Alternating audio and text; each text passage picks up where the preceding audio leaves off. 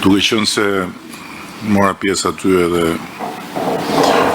ndërkohë dëgjova dhe disa të tjerë, mendoj që mënyra si u zhvilluan këto tryeza diskutimi na konfirmojnë në një farë mënyre dobin e një takimi të tillë. Dhe në ndërkohë na dha mundësinë që të shikojmë dhe të dëgjojmë që problematika e zhvillimit të bujqësisë, blegtorisë dhe në përgjithësi të aktivitetit ekonomik në fshat shkon që nga gjërat e mëdha të natyrës konceptuale deri tek gjërat që normalisht nuk duhet ishin fare problem, por që janë problem i madh. Dhe këtu kam parasysh për shembull çështjen e legalizimit të strukturave prodhuese, që është problem për një pjesë, edhe është një problem që ka implikime pastaj të rënda, pasi bën të pamundur aksesin në kredi marrje, bën të pamundur aksesin në fondet e mbështetjes, qoftë nga financimet evropiane, qoftë nga financimet e brendshme, bën të pamundur aksesin në gjitha ato instrumenta, pa cilat sigurisht që bëhet shumë e vështirë për ta mbajtur në këmbë sipërmarrjen. Kështu që besoj që qoftë edhe fakti që nga një diskutim i tillë ne mund të dalim me një vendim dhe t'i kërkojmë Agjencisë Shtetërore të Kadastrës që në bashkëpunim, ose më saktë t'i kërkojmë bashkive që në bashkëpunim me Agjencinë Shtetërore të Kadastrës të bëjnë legalizimin e menjëhershëm të të gjitha strukturave prodhuese në hapësirat rurale të vendit, ja vlente ky diskutim. Kështu që duhet ta marrim menjëherë përsipër dhe duhet t'ja u përcjellim të gjitha strukturave të qeverisë vendore, domosdoshmërinë që brenda muajit gusht të përcjellin në Agjencinë Shtetërore të Kadastrës të gjitha procedurat e legalizimeve, sepse tani kanë marrë një kompetencë strukturat e qeverisë vendore për të kryer procesin përgatitor të legalizimeve. Dhe nuk besoj se fermerët duhet presin akoma për të legalizuar strukturat e tyre prodhuese, që nga stallat deri tek strukturat e përpunimit dhe kështu me radhë. Nga kjo deri tek gjërat më si thosh më të përgjithshme, janë shumë nga të cilat them se ne mund të dalim me një qasje të re. Por duhet të theksoj që është e domosdoshme që ndryshoj qasja e qeverisë, që ndryshoj qasja e ministrisë, që ndryshoj qasja e pushtetit vendor, që ndryshoj qasja e agjencive që të janë shumë proaktive në këtë proces. Jo thjesht dhe vetëm pritse, dhe jo thjesht dhe vetëm t'ju lexojnë fermerëve, t'ju lexojnë sipërmarrësve në bujqësi ligjin dhe t'ju lexojnë rregullat dhe t'ju thonë ik se nuk i ke plotësuar si duhet dhe hajde se këtu jemi kur t'i plotësosh, por t'jenë aktiv, t'i nxisin, t'i hapin rrugën e bashkëpunimit dhe kështu me radhë që do ta strukturojmë në një mënyrë të caktuar, duke nxitur edhe duke i ngarkuar detyrimet caktuara pushtetit vendor. Një tjetër element shumë i qartë për të kaluar te një gjë më e madhe është që duhet të njësojmë të vëshën, është shumë e qartë kjo gjë dhe faktikisht është diçka që Ministri i Financave e ka përgatitur tani më, por nga ana tjetër për të ardhur tek financimi sipas njësive të prodhimit, kjo është diçka që e kemi thënë shpesh, e kemi përsëritur her pas here në kohë, por nuk e kemi bërë dhe tani duhet ta bëjmë. Ashtu si kundër duhet të angazhojmë menjëherë strukturat e tatimeve që të krye një proces paraprak sensibilizimi përpara se sa të ndërhyjnë me sekuestro të gjithë qumshit të pafaturuar dhe të gjitha ushqimeve të pafaturuar. Nuk mund lejohet më që t'ju shiten konsumatorëve tanë prodhime ushqimore të pafaturuar. Qumë është i pafaturuar apo ushqime të tjera të freskëta të pafaturuara që mund të jenë të rrezikshme dhe mund të sjellin pasoja katastrofike për shëndetin e njerëzve.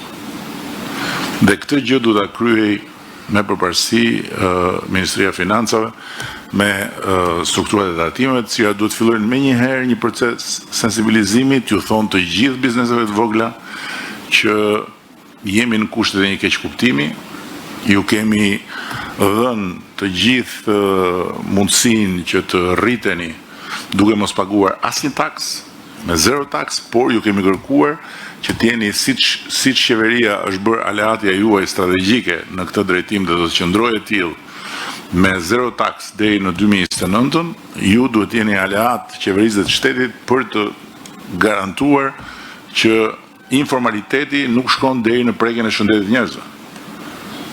Dhe pas një periudhe jo të gjatë, 2 javore, sensibilizimi duhet filloj sekuestrimi i të gjitha mallrave ushqimore, duhet filluar nga ushqimet e freskëta që janë pa faturë. Dhe në të njëjtën kohë duhet menjëherë të pezullohet veprimtaria e AKU-s. AKU-ja duhet ndaluar me urgjencë që të vazhdoj të veproj, sepse më shumë se sa mirë bën dëm. Duhet pezulluar AKU-ja, duhet ngrit një komision i posaçëm për të marrë në analizë të gjitha burimet njerëzore të AKU-s dhe procesi i bashkimit të atyre inspektoriateve të ndryshme që është vendosur tani më me ligj, duhet kaloj nga një proces i seleksionimit të burimeve njerëzore që do të merren me inspektime. Dhe këtu në komision duhet jetë pjesë, duhet ftohet që të jetë pjesë Universiteti Bujqësor i Tiranës për të bërë një vlerësim serios të burimeve njerëzore të AKU-s.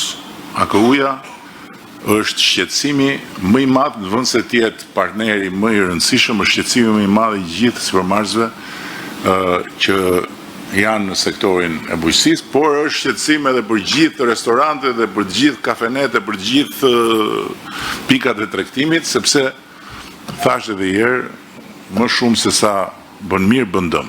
Dhe nuk është problemi që unë thash që duhet të ketë planet miratuara, se këtë e kemi thënë me kohë, po kjo nuk ndodh. Kjo nuk ndodh dhe natyrisht kjo është përgjegjësia e Ministrisë së Bujqësisë, pastaj por kjo është temë tjetër. Kështu ja AKU-ja, ministri duhet nxjerrë urdhri i pezullimit të veprimtarisë së AKU-s. Totalisht. Nuk duhet më të dalin dhe të shkojnë gjykim. Tjetra është biseda që u zhvillua lidhur me çështjen e mishit, edhe me problematikën e mishit importit dhe me problematikën e blegtorëve. Tani ne kemi disa shembuj, nuk kemi një, por me që e solli dhe Ariani me drejtu si shembull, po si edhe unë, ne na duhet të nxisim fort dhe ta bëjmë të gjë krijimin e pikave të reja të kultivimit të imtave në natyrë. Dhe stani i Çajupit është një shembull spektakolar, jo thjesht për blegtorinë, por dhe për turizmin. Dhe koncepti i integruar i stanit Çajupit, kombinuar blegtoria me turizmin, është një koncept fitues. Kemi diskutuar për të dalë me një program të posaçëm për të mbështetur krijimin e staneve dhe të fermave në natyrë, në fush, siç pash ka gatishmëri. Në Korçë kemi dy sipërmarrje të dalluara, po them, në përpunimin e mishit. Kanë të gjithë të drejtën që të jenë të shqetësuar nga njëra anë për sa i përket konkurrencës që bëhet si rezultati pamundësisë për të ndarë importin e mishit për shitje nga importi i mishit për në produktet e tij, dhe duhet të adresojmë këtë çështje. Por nga ana tjetër kemi drejt që t'ju kërkojmë dhe ata e pritën me shumë entuziazëm që të përfshihen në krijimin e një zinxhiri të ri komplet të blegtorisë për të pasur shumë më tepër prodhim mishi vendas në treg dhe për të eksportuar. Na duhet të krijojmë masë kritike dhe mund ta bëjmë të gjë duke bërë njëkohësisht një blegtori të lidhur me natyrën. Të lidhur me natyrën dhe është bërë modës kjo fjala bio, po të jetë tërësisht në natyrë. Dhe po kështu edhe fermat fushore janë plotësisht të mundura, por kërkojnë mbështetje nga ana jonë. Nuk kemi ne asnjë arsye pse të stepemi nga kjo situata, inercia më saktë e rënies së numrit krerëve, po përkundrazi duhet të kundër përgjigjemi me një politikë shumë më agresive në këtë drejtim, sepse është një politikë fituese. Dhe çështjen e ushqimit në tërësi dhe të prodhimit të ushqimit në tërësi duhet ta kthejmë në një çështje me prioritet edhe më të madh se që kemi pasur, dhe për këtë arsye i kemi dhënë një mbështetje shumë të madhe Universitetit Bujqësor. Pas disa ditësh së bashku me rektorin, dhe ju ftoj të gjithëve, nëse keni kohë, do të jemi në prezantimin e ofertës së re të Universitetit Bujqësor. Është një ofertë e re që praktikisht vjen si rezultat i bashkëpunimit drejt bashkimit faktikisht të Universitetit Bujqësor, ku nga 31 programe të hapërdara janë praktikisht konsoliduar 9 programe, dhe ato 9 programe do të jenë të një cilësie krejt tjetër dhe do të japin mundësi studentëve të Universitetit Bujqësor që të pajisen me një dije dhe me një diplomë shumë më cilësore që do të jap mundësi nesër pas nesër që të jenë protagonist në fushën e zhvillimit rural. Tjetra që ishte shumë e qartë është çështja e qerave të tokës prodhuese. Kemi dy lloj qerash, të cilat kërkojnë një adresim të ri. Qerat e tokës prodhuese për pemtari duhet të rishikohen në funksion të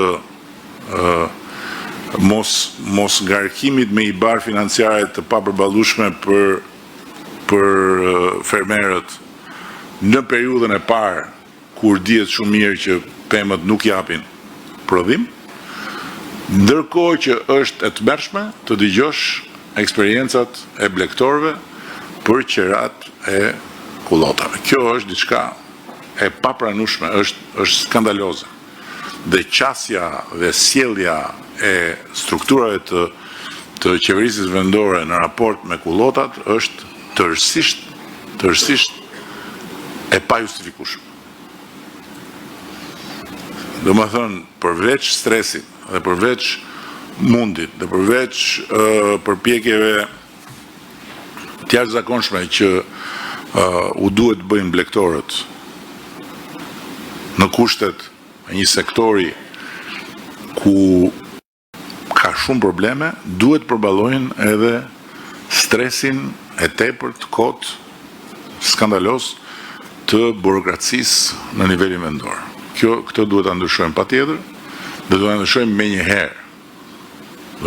menjëherë. Ne duhet I lutemi blegtorëve, jo të lutem blegtorët për të marrë atë kontratën e kullotës.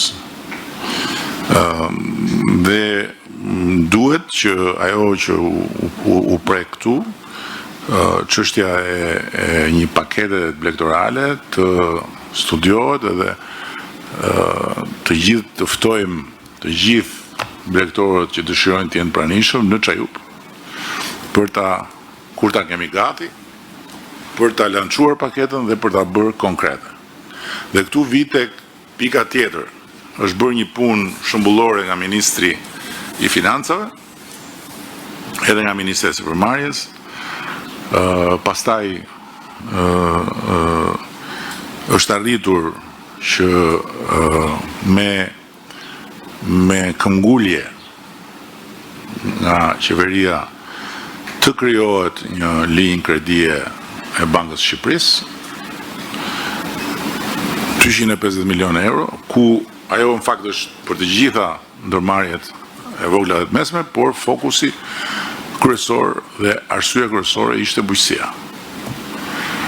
Tani që ne ta kemi këtë linjë kredie nga Banka e Shqipërisë dhe që kjo linjë kredie të aksesohet fuqimisht, duhet një nivel I lartë informimi për fermerët dhe nga ana tjetër duhet një mesazh shumë I qartë për bankat e nivelit dytë, të cilat e kanë firmosur angazhimin për të dhënë kredi nga 0,5 në 2%. Jo, nga 0,5 në 2%. Jo në 3,5, apo jo. Tani ajo është për të gjitha, flasim për bujqësinë këtu. Ashtu, nuk flasim tani 3,5 është për ndërmarrje të tjera, ne flasim për bujqësinë. 2% dhe nuk asnjë presje më shumë duhet jenë shumë të qartë bankat e nivelit dytë, sepse e kanë firmosur këtë gjë. Dhe patjetër që për sa I përket riskut është garancia e qeverisë dhe patjetër që duhet të jetë edhe bashkëpunimi dhe duhet të jetë dhe mbështetja, duhet të jetë dhe pjesëmarrja e pushtetit vendor në këtë proces. Dhe për këtë arsye ne kemi folur më parë dhe duhet të bëjmë një hap të rëndësishëm përpara që ta ngarkojmë drejt për drejt pushtetin vendor, njësitë e qeverisë vendore me pjesëmarrjen në sipërmarrjen bujqësore. Është plotësisht e mundur, e bëjnë gjitha bashkitë e planetit dhe për këtë duhet që ne si qeveri të angazhohemi në këtë fazë të parë dhe drejtuesit e qarqeve duhet të marrin përsipër të bëjnë punën e tyre në mënyrë që të krijojmë nuklet e para të bashkëpunimeve në shembullin e disa bashkive, se nuk është se po nisim nga hiçi, kemi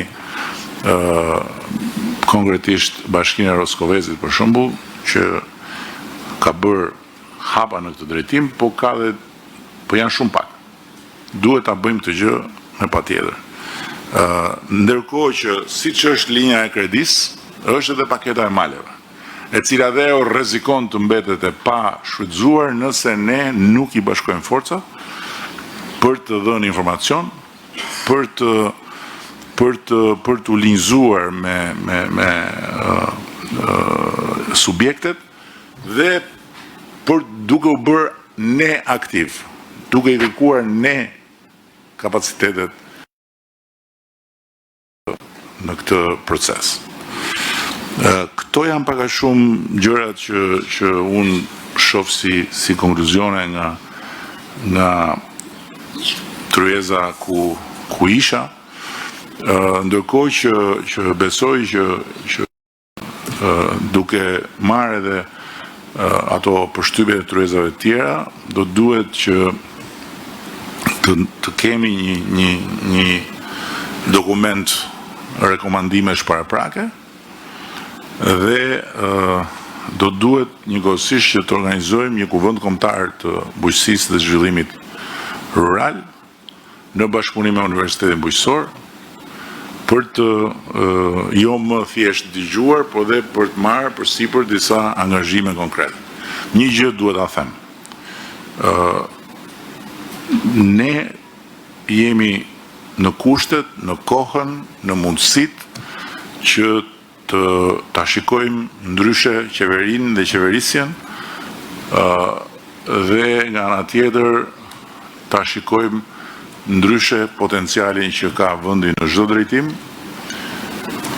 ku duhet të zgjerojmë ne kapacitetet tona të pjesëmarrjes në procesin e zhvillimit. Nuk mund të jetë procesi i zhvillimit një proces taksa, buxhet, subvencione edhe kërkesa nga buxheti. Këto janë vetëm një pjesë e gjës. Ne duhet që çdo lek që hedhim nga buxheti i shtetit ta kthejmë në fitim për ekonominë e vendit dhe jo thjesht në perpetuum që hidh lek, blit taksa, rihidh lek dhe mos prodho lek të tjera duke vënë në shfrytëzim shumë potenciale që kemi. Dhe më falni se harrova, problemi i naftës u ngrit përsëri.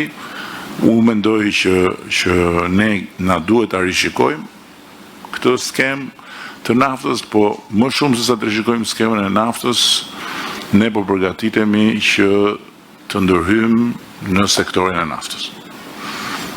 Ne po përgatitemi të ndërhyjmë në sektorin e naftës në çfarë kuptimi? Në kuptimin që thash më parë. Qeveria do të jetë shumë aktive në krijimin e kushteve dhe në krijimin e skemave të bashkëpunimit me sipërmarrjen dhe të bashkëpunimit me faktorët ekonomik për të rritur të ardhurat, jo të ardhurat e veta, por për të rritur të ardhurat e njerëzve. Dhe ne na duhet me patjetër që të ndërtojmë një proces të ri dhe po e përgatisim, ku qeveria do të jetë pjesë e forcave në sektorin e naftës. Që do të thotë që ne duam të ndërhyjmë për të vendosur një ekuilibër të ri çmimi për konsumatorët.